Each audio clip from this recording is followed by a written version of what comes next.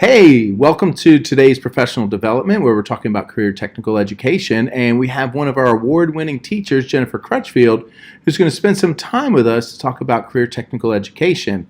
To career technical education, the importance of it is really changing over, say, what's been taking place over the past 20 years, and that the recognition that not all students are going to go on to a traditional four-year institution.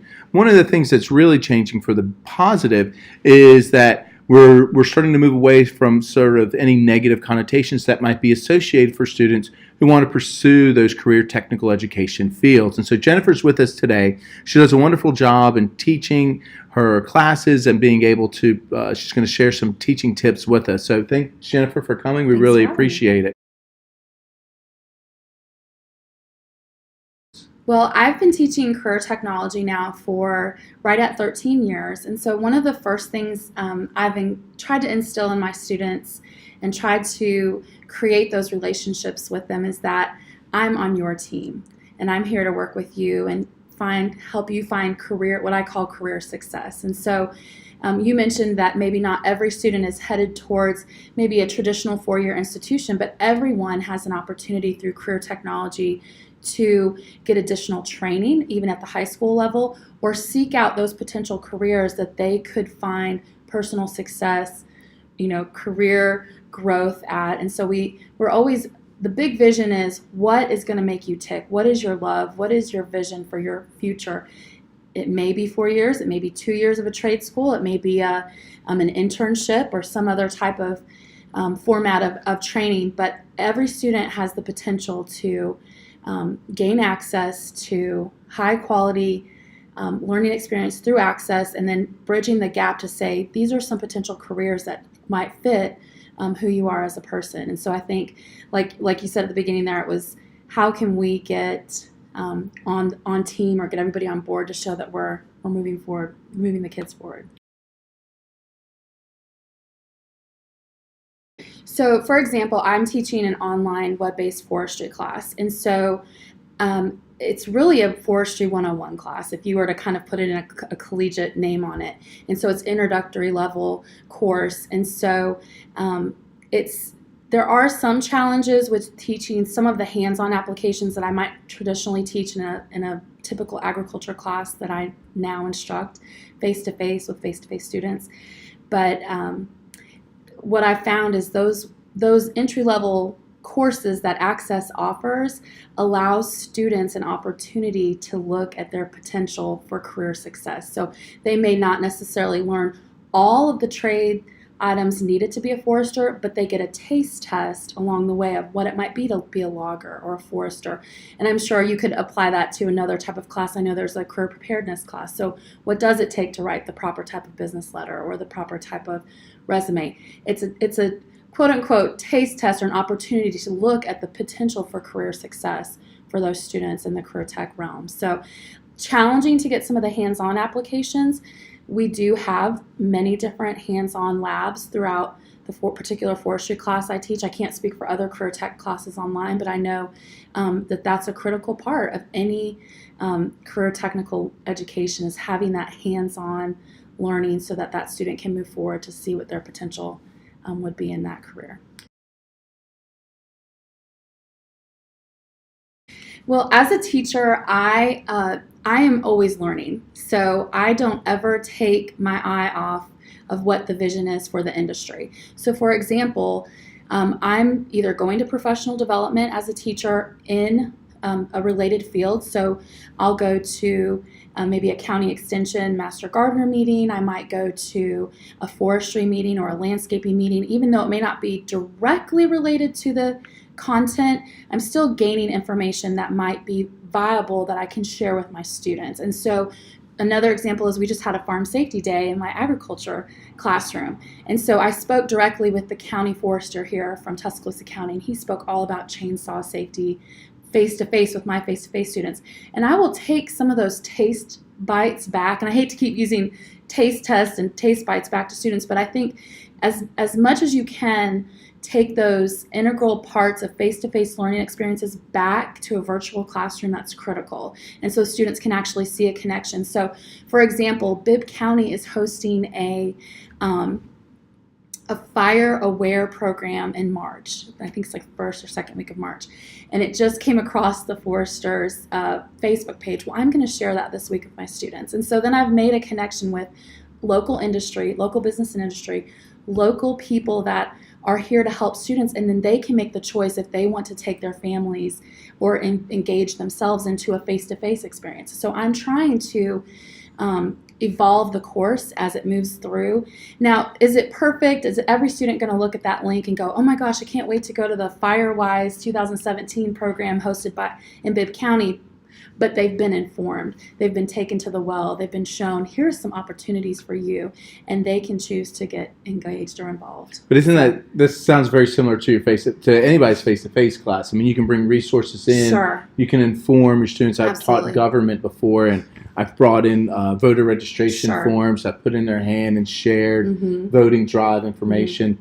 I can't make them That's register right. to vote. And it sounds That's very right. similar. You're identifying resources that are tangible, bringing those snippets in, those tastes, like you like to call, and sharing it with your students. That's right. And if they drink it, that's great. But Sure. you're at least trying to bring that real life. Yeah, absolutely. Because if you're teaching in any setting, and I also teach a video conferencing class. I've actually physically gone, and I know that's not necessarily always able to be done by a web-based teacher or a video conferencing, but if I show that I want to know what's going on in their community, that particular student, or I want to know what's going on in their region, that's going to engage that person as a whole than it is to just say, here's the data, push through, do these 3 assignments, and I'll give you a grade, see you later. And so it's more about relationships than it is about, it is important to get the data, it's important to get all of our things processed, our grades, all those things, but equally as important, if not more so, are those personal relationships, because you can't do that as, you have to approach it differently in distance learning than you might in a face-to-face class. I can say, oh, great job, that was a wonderful job on this assignment, versus in a web-based setting or in a face-to-face video conferencing setting, I might have to, really stop and pause my class and go all out on those students and their successes that they found. Or if, like you said, if you bring in the tidbits that we were just talking about of information from outsiders, that they would, meet that. I've had guest speakers go to the other school for video conferencing. Oh, really? Yeah, and it's really neat. So it's like the students were so used to getting just information fed to them that when they had someone come to their school, it was like, oh, we are so, they were so much more engaged. We once on video conferencing went on a field trip. We partnered with, actually we did a couple times, we partnered with a school and went to an industry site. It was actually in Perry County, and we visited one of the aquaculture farms that they have there. Really? Yeah, and we went to Birmingham once. We met with one of the northern school districts. This is for video conferencing. Kind of flip your image of career tech, because you had a little bit more of a hands-on opportunity to really get engaged with the student. But back to just those learning opportunities and then those relational opportunities with students, I think are critical, and engage your audience more. So Yeah, I think we have to be more purposeful in the way we engage, Sure. but it's still teaching. That's I mean, right. that's the key to teaching, isn't it? Is That's right. the relationship building. Everyone is critical.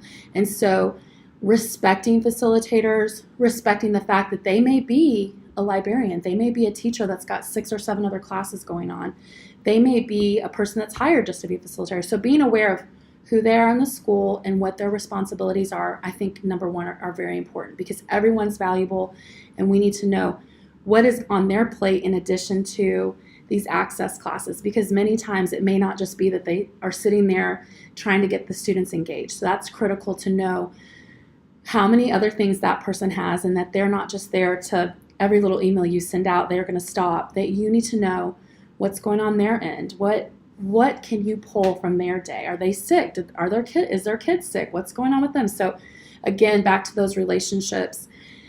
Second of all, know which facilitator you have, because sometimes, if you're not in email contact with that person, or even a phone call, pick up the phone and call that person. Those are just critical relational skills that we need to have as access teachers. Know who they are, know what other things they have going on in their professional day, and treat those people with respect. Because if you're not, and you're just not going to find a good working relationship with those facilitators. So usually what I do is I send out, we kind of alluded to this before, just building those bridges with the facilitators. Usually I send out general emails, through the web-based courses. Video conferencing is a little bit different because you're already talking directly to the facilitator. So usually I send out some, beginning of course emails, maybe some literature. Sometimes from facilitators I've had in the past or worked with in the past, they'll send me information right back. And then if I have any issues like maybe a student's not logging on, maybe a student just hasn't shown up for class, even in a face-to-face video, excuse me, I say face-to-face, I'm talking about video conferencing, but if they haven't shown up, if they're posting work that doesn't look like it's theirs, or it's just not age appropriate, like they're supposed to be in high school and they're posting work that says just wild stuff, I'm like, okay. Then I start to engage those counselors. So I usually kind of do a 3-step process, and I follow what I call chain of command. It's just a basic professional courtesy. Give that facilitator an opportunity to interact and engage with me and the student, and then usually I take it to the counselor next, and if need be, the administration. So I kind of step through that chain of command, one, to keep the principal from just getting bogged down with all this minute detail stuff that we would never bother an administrator with in the day-to-day face-to-face classroom, trying to keep that positive, professional relationship with that facilitator is critical. And then, like you said, the counselor, how do you develop that? Well, these are the communications I've had with the facilitator. This is where we're at. How can we help these students? And again, I always try to preface, I'm on your team. I want your kids to find success. I don't guarantee A's. I don't guarantee, everything's going to be hunky-dory, but I say I'm on your team and I want your students to find every opportunity they can to find success in this class. I have called parents in the past, and typically I don't call parents unless it's an at-risk situation. And so sometimes I think we should flip that in education, and we probably have even a better outreach and outlook with parent involvement. But I have called parents for concerns. It didn't necessarily have to be academic. It could have been a social concern or emotional concern. Nothing that the child was at risk, but of course I let everyone at Access know if I've ever had a situation where a student, I was like, kind of like, well, that didn't kind of fly right with the way that was worded or sounded. Let's follow this up. It's critical, we at Access, there are all the protocols to let the administration know.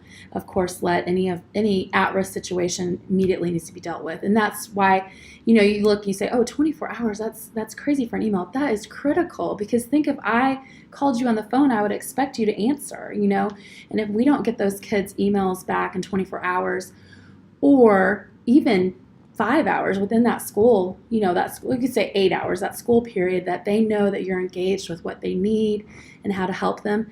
I've gotten cell phone calls from parents even, just to say, what do I need to do? How do I help my child? And so those are just mission critical in a particularly a web-based class, because if you don't have access to strong communication with parents, you're gonna even face more issues down the line.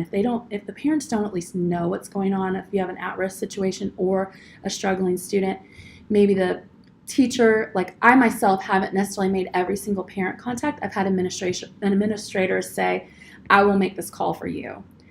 I will be calling these 3 parents. And so that's kind of alleviated some of the stress of an unknown person calling their home, because they're saying, web-based, what are you talking about? Who are you? You're from where? And then, of course, I have kind of a northern brogue. And so they're saying, what? Who are you? And so sometimes it's easier to say, I'll take care of it on the administrator's end, and there's not a misunderstanding of who in the world is calling from their smaller 1A or 2A school. Right. And so that's not to poke fun of that, but it's a reality. It's a reality that those relationships maybe they already have. And so that's where we go backtrack to that original chain of command: facilitator, counselor, administrator, and you build those strong relationships, and then you can get to the families and what you need to get done. So. Well, and it's interesting, you talked about the 24-hour and getting back to an email. It's like if a student you can always, I like to try and translate what does this look like in a face-to-face setting. So I imagine a student walks into my classroom, walks up to my desk, and says, Mr. Besnoy, and asks me a question. I wouldn't say, wait a second, Skippy. Let me get back to you in 24 hours with that. I would usually give that student at least an acknowledgement. Hey, I don't know the answer to your question. Let me see what I can find out and get back with you. And I've had those things pop up too. I've gotten an email on a Friday and it was a technical issue, and I said something like that. By Monday I hadn't, even the university was closed, so they couldn't respond back. So the student was like, you didn't respond back, and I was like, yes, I did, but it still takes time. So sometimes the student also needs to know that there are some, I think it was even like, it was a weird situation. It was like it was a snow day. The whole, western part of Alabama was closed down. And then it was like no school. And then so the kids were like, you didn't get back to me. And I was like, I did get back to you, but it takes time sometimes in these settings. So there are some chains of commands that we have to go through that may not give you that instant gratification for the information you needed. Okay, first of all, I think having a positive attitude. If you're going to go into something and not look for making the best better, not everything is perfect in public education, but we can go into public education and we can make the best better. That's kind of an old Girl Scout saying. I like to also be innovative. I'm not going to just take a course and think, oh, okay, I've got to do all this content. I'm going to say, what are those business and industry partners that I can bring in? Like I mentioned, the forester. Is there an aquaculture, group? We taught it was a biotechnology class through video conferencing, and I didn't just say, okay, let's just learn all this content. We looked again back at the industry for that school and what career area were those kids going to go into. So bringing in positivity, bringing in business and industry. And the third thing I like to bring into all my classes is the Alabama Simulated Workplace, and that is basically like a model of a business or a model of industry, and they have a hierarchy of who's going to do what jobs, and that's a little bit difficult to establish in a web-based class, but you can still utilize some of those career and college ready, what we kind of that catchphrase needs in that student. So like you mentioned with appropriate emails, appropriate behaviors. We have a resume project in our forestry class, and so I talk about, best practices for developing a resume, and then I really hone in on the resume. And some of the kids are like, well, you're not in industry. I'm like, I'm a business owner, and I've worked with business and industry. And so, yes, a business person is going to need to have your references available. They may not want to know their personal address, maybe their business address. So positivity, being innovative, bringing in business and industry, and then that last, I guess, topper of the cake for me is right now is Alabama Simulated Workplace. What does the workplace want, and how do we drive students towards being career and college ready? Because I don't care if you're going to four-year institution, if you're going to trade school, if you're going to get on-the-job training, if you're not appropriately prepared to have those what we call soft skills, you're not going to find success. Yeah, I think, and that's the nice thing with the from my perspective, with the change in the perception that's going on, is that it's people are recognizing that these kids have positive outlets or where they can take their skills, the knowledge that they've gained, and the talents that they just innately were born with, and that there is a contributing place for them, and that it doesn't have a negative connotation. So once we've accomplished and sort of set that as sort of what's normal, we can then say, so you're going to go into this positive place. There is a positive outlet for you after high school. Now let us equip you with the appropriate skills so that you can leverage all of your talents and all your skills into a way to where you want to own a business, you can own a business. If you can maximize your earning potential to whatever it is that you need, and whatever kind of lifestyle that you want to have as you're 45 years old, you can be at that place. And I think that's a wonderful thing. And back to what you said, just with access, I think it's critical we have programs like Access Distance Learning, because it is bringing opportunities to students that may not know about what careers they might like to have when they're 45 years old. You know, my husband, he actually works at the University of Alabama, and he's a graphic design marketing person, but he didn't take graphic design and marketing in high school. He took drafting. And so, which is still an important skill. He still uses all of those drawing and art skills that he learned, but had he had an access class where he could have logged on and done done some of the web development, I think his career may have been a little bit different. Not that he doesn't totally love his career and love what he's doing, but it's back to that original statement, like we keep hitting back, is launching people to give them an opportunity to think about what they might do for their future. And that's what Access does. But beyond that, that's what Career Tech does as well, Career Technologies.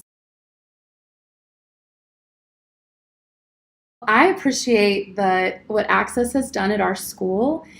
We've done video conferencing since I think 2009 now, and we've communicated with mainly 2 different schools, and it's just been a fabulous opportunity for our students to learn about those essential soft skills when they're communicating with people that may be just like them, different than them, from a different socioeconomic background, maybe a different type of school. Maybe it's like a 1A school and we're in a 6A. So I think for students and their opportunities to learn, that Access has just opened the field, particularly in the video conferencing, quite a bit for our students that I have in my department with my face-to-face students. In addition, I think it's increased my enrollment locally because students want to get engaged with technology. I had a student a couple weeks ago say, "Ms. Crutchfield, you have more technology than any other teacher in this whole school." And I was like, I'm the agriculture teacher and you're saying this? Like, isn't that supposed to be like the computer teacher has more technology? Which I kind of wanted to flip the way I was thinking. I was like, of course, 21st century agriculture is highly innovative and has lots of technology. And so I appreciate what Access has done to build back into the local schools that are either that are distributing the information, because it really has impacted what we're able to teach, even face-to-face, and then reach out to those students. For example, some of the funding I was able to use to buy an online book so that my face-to-face students and then the web-based students could utilize it. But I would have not had that funding had we not been doing the Access video conferencing. So those are really really cool, positive things that, you're like, okay, how am I going to come up with this money? Well, Access has given us the roadmap. It may not be set out, you kind of got to move and create that roadmap to get to that point, but it's got a lot of positive assets. And I keep telling teachers across the state, I'm like, more career tech teachers need to teach this. There's so many opportunities for your students at the local level, and then if you can outreach to other groups, you can really impact a wide variety of students and just make it a better learning experience for all involved. Because just like that student said, I have more technology. Well, that's because of Access. It's not because I wrote some fancy grant. It was because of the integrative opportunities you guys give us to teach and be creative and resourceful with what we have. So, well, that's awesome. Yeah. Well, thank you. Yeah. We were excited. Yeah. Well, thank you for your time today. Yeah. We really appreciate it. Yeah. Thank you so much. And we look forward to seeing you in the future. Great. Yeah. Thanks. Take care.